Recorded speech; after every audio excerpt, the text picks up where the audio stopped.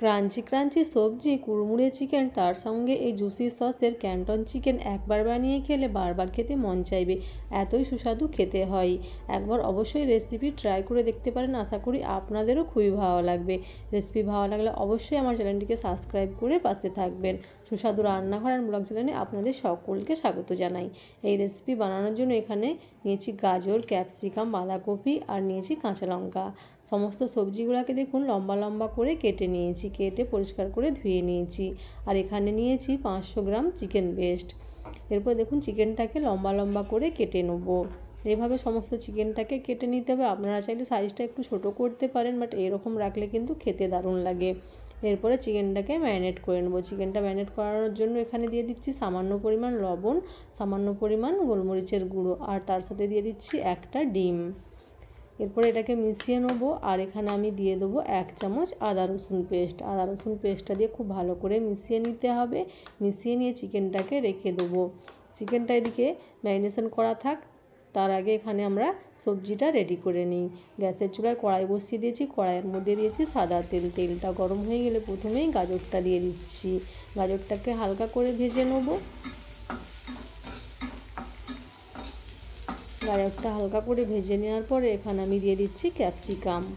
ক্যাপসিকামটাও 1 মিনিটের মতো এইভাবে ভেজে নিতে হবে।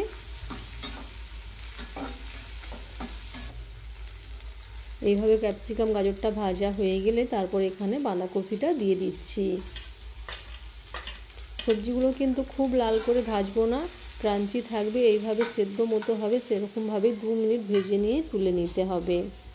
এরপরে সবজির মধ্যে দিয়ে দিচ্ছি 1/2 চামচ গোলমরিচের গুঁড়ো, 1/2 চামচ লবণ। খুব ভালো করে মিশিয়ে নেব।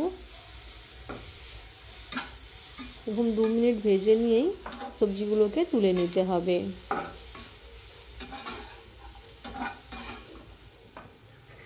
এখানে আমাদের এই সবজিটা রেডি হয়ে গেছে। আমি একটা প্লেটের মধ্যে তুলে নিচ্ছি।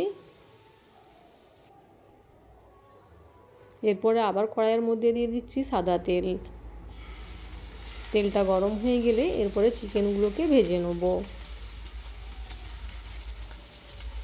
চিকেনটা লাল লাল করে ভেজে নিতে হবে। দারুণ টেস্টি খেতে হয়, অবশ্যই বন্ধুরা একবার ট্রাই করে দেখবেন, অসাধারণ খেতে লাগে।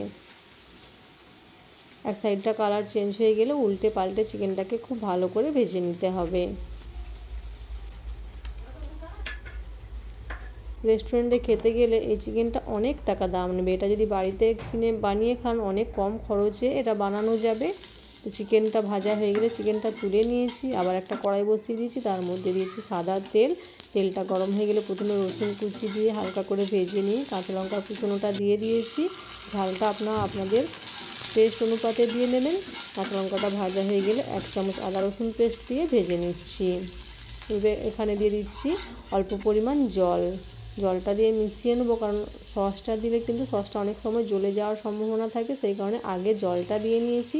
তারপর এখানে দিয়েছি 2 চামচ সয়া সস, 1 চামচ ভিনেগার, আর তার সাথে দিয়ে দিয়েছি 4 চামচের মতো টমেটো সস।